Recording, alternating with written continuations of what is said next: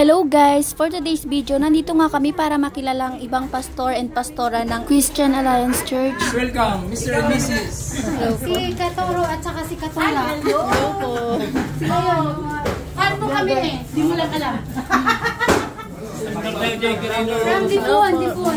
Hello, Magpapagari kayo. Hello po. Dipon kami. Hello po. Hi, sis! Hello, Katora. Thank you for coming. I-vlog mo kami? Hi! Ito po. Yan na. Naka-vlog po. I-vlog mo kami? Kami kakabsat, may timmaray ni Katuro iti anniversary, 34th anniversary ni Church Me, yaman kami unay.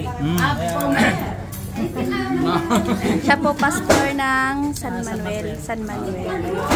Ayun. Pastor din yan. Pastor po na. Hello po pa. Luna.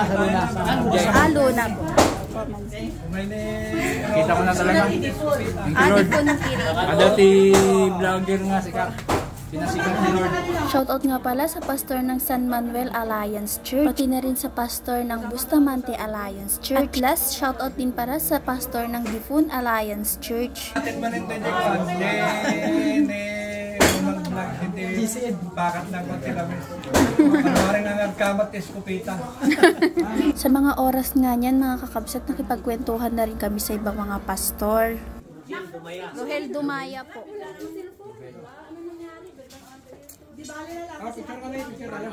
So ayun kakabsat, after namin silang makilala, nagpicture taking na nga kami. Nagkaroon pa kayo magtibarbas.